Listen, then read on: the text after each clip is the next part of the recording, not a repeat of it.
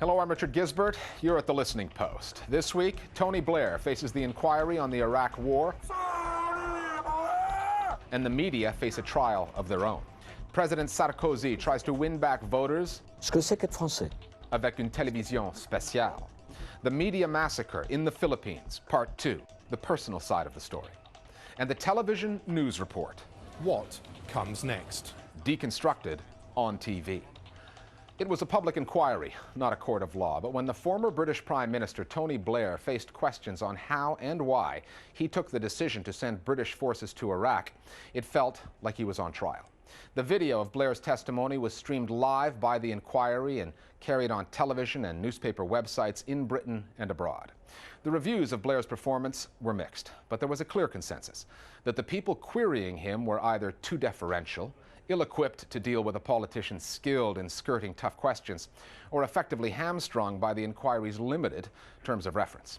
But what about the media reporting the story? Many of the news organizations have their own questions to answer on why they backed a preemptive war, the basis of which, the existence of Iraq's alleged weapons of mass destruction, proved to be untrue. That's our starting point this week, the reporting by the media of a story that the media had a very big hand in writing.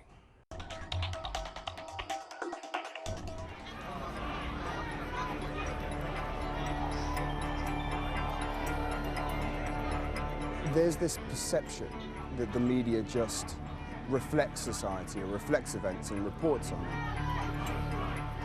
That's actually a tragically false assumption. The media hugely influences events, and probably that's never been more the case than with the Iraq War. We can't leave it to the media to hold politicians to account. If the Iraq War tells us one thing, it's that, and that's where people power comes in. We can't leave it to the journalists. Hypocrisy is defined as a pretense of having moral beliefs or principles that one does not really possess. There were elements of that in the British media's coverage of Tony Blair at the inquiry. The media gave Blair a pretty rough ride, much rougher than the treatment Blair received when he used the media in 2002 and 2003 to sell the war. If you look at the Times report on Saturday, very high up in the news report was the anger of the protesters, the anger of the families, and you had this quite tough assessment of what had been going on with Tony Blair inside of that room. That's a very savage irony, because the role of the Times and the role of these newspapers figured very prominently in Tony Blair's mind when he made the decision to go to war. Not all British media supported the invasion of Iraq. The state-funded broadcaster, the BBC, famously questioned some of the intelligence. The Daily Mirror, The Independent, and The Guardian were all critical of the war. But the biggest newspapers were behind the invasion, and they seemed to set the tone for much of the broadcast media. Dealing with the news media at the time was the job of Alistair Campbell, Tony Blair's chief communications strategist. Blair and Campbell were central in the release of that weapons dossier in September 2002, which said Iraq could ready its weapons of mass destruction within 45 minutes. The inquiry asked Blair about that and the headlines it created. This was a headline, I think, in the Evening Standard newspaper the next day. And the Sun and the Express. All I'm saying is that I appreciate ex post facto, this has taken far greater significance than it ever did at the time. The inquiry members did not argue with Blair on that point. His critics outside the building certainly did. That was a headline which was spun by Alistair Campbell. That is the most irresponsible type of journalism. It's spin from government spin doctors. Every journalist, every editor should, of course, report both sides. But what they shouldn't do is to become vehicles for government, vehicles for the military. Last month, when Campbell went before the inquiry, he too was asked about the headlines he helped create. He responded with a modesty that seemed tactical. One of your earlier witnesses talked about this iconic 45 minutes, and again, it certainly wasn't us that made it iconic. But what about that email from the Prime Minister's Chief of Staff on how the dossier would play in the media, in one newspaper in particular? I think Jonathan Powell will send you an email on the 19th of September. Alistair, what will be the headline in the Standard on the day of publication? What do we want it to be? What did you want it to be? And maybe I have a reputation of sort of worrying and obsessing about headlines. The truth is I don't, and I never did. So when you saw Evening Standard 45 minutes from attack, Iraqis could have N-bomb in a year. The Sun, Brits 45 minutes from doom, a reference to Cyprus, Express, Saddam can strike in 45 minutes. Were you surprised by those headlines? I'm not surprised by anything that most of the British newspapers write on a daily basis. Some British papers have taken Blair and Campbell's protestations of innocence quite personally. In an editorial, The Express wrote, "Blair's assertion that more is being made now of the claim that Saddam could deploy weapons of mass destruction within 45 minutes than was made of it at the time is particularly galling. This was a headline-grabbing claim and was always intended to be so." But Tony Blair and Alistair Campbell did not force The Express, The Sun, or any other newspaper to run those headlines. The papers took those decisions themselves. So actually the role of the media was very important in the reasons about why Britain went to war. And therefore, when some of them turn against him now, it smells of rank hypocrisy. Now the seat he's going to sit on is getting hotter and hotter every day. Meanwhile, much of the overseas TV coverage of Blair at the inquiry was predictably stinging. Russia's state-funded English-language channel borrowed the lexicon of anti-Blair protesters and turned it into a graphic. Blair's justification for helping America. And Iran's global news channel, also funded by the state, allowed this guest to ridicule Blair's statement that if he had the Iraq decision to make all over again, he would make the same call. When I hear him say that, I see him rocking back and forth in the corner of a room in a mental institution, repeating to himself his delusions. There was this editorial in the Arab News, an English-language paper published in Saudi Arabia. At the very end of his evidence, he was asked if he had any regrets. Yes, he said, and the audience held its breath. His regret was that the invasion had been so divisive in Britain. That was it. He expressed no regret for the tens of thousands of Iraqis who died in and after the invasion. But overall, what was noticeable in the coverage of Blair in the Arab media was that there wasn't that much of it. This is not just a view in the Arab world, but certainly, worldwide, that although Tony Blair is culpable, he was the poodle of George Bush. So really the main player was the US administration. And certainly, if there was an inquiry where George Bush had to give questions and stuff, this would be a far more international story than this current inquiry.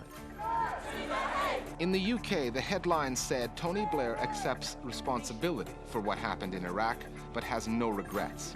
As the Daily Telegraph, a conservative pro-war paper, put it, anyone who thought that the former Prime Minister would suddenly recoil from his view that the decision to invade Iraq in 2003 was justified was always going to be disappointed. The paper could have been talking about most of the British news media. In fact, change just a few words and the editorial reads just as well.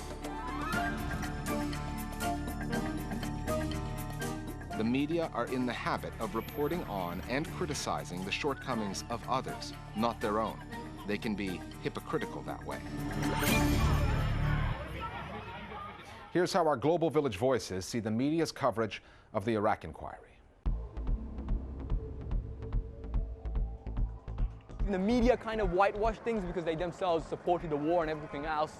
And so they themselves didn't put too much pressure on Blair. But now many of the things are quite obvious, and so a lot of the media just don't want to talk about themselves. So they kind of want people to focus on Blair and everybody else, even though they were pretty much a lot guilty of themselves. I think the coverage which the media have carried out in relation to this particular issue in Iraq inquiry has been very good. It's been detailed and really recognising that they've also made some significant mistakes in their reporting of the run-up to the Iraq war. So I hope the inquiry looks into the media campaign by calling some of the spin doctors, as Alistair Campbell has already appeared, but other people, but also people in the media, to let them know that their sort of behaviour was unacceptable and that the media itself has got to take some responsibility. I think it was Noam Chomsky actually put it like this: if the media was unbiased, then every time the Iraq war was mentioned, it would be mentioned as the illegal invasion of Iraq. But of course it isn't.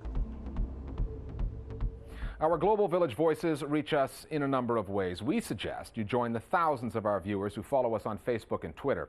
They use those sites to find out what stories we're working on so they can get with the program. Or you can just get in touch with us via email. We're waiting to hear from you at listeningpost@aljazeera.net.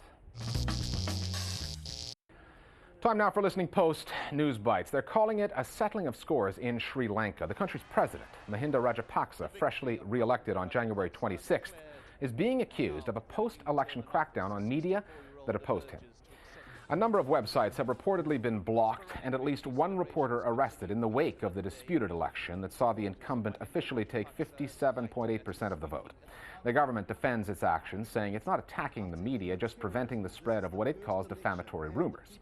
Rajapaksa's opponents say he clearly had favorable coverage during the campaign. They cite a report by a media watch group outside Sri Lanka that concluded that in the week prior to the vote, 96.7% of election stories on Sri Lankan state-funded television were devoted to Rajapaksa's campaign. Two bloggers in Iran, human rights advocates who regularly contributed to an opposition website, could be facing the death penalty. Kuyar Gudarzi and Merdad Rahimi are both members of the Committee of Human Rights Reporters, an organization created by students and bloggers to report on the aftermath of the disputed presidential elections last June. According to the Paris-based media watch group Reporters Without Borders, both bloggers have been arrested and stand accused of wanting to wage a war against God. Last month, two opposition activists were executed under the same charges. Reporters Without Borders has also issued a warning to Iranians. Beware so-called mirror sites. These are websites that pretend to represent foreign media or political organizations. They invite Iranians to send emails or comments on politics, but they're actually used to gather evidence for political prosecutions. Arab information ministers aren't happy with a piece of legislation passed by the American Congress that would impose sanctions on satellite channels deemed to be fueling anti-American hatred. After a meeting in Cairo, the information ministers issued a statement slamming the American bill. It's not that these Arab governments are opposed to the idea, they just want to police this area themselves.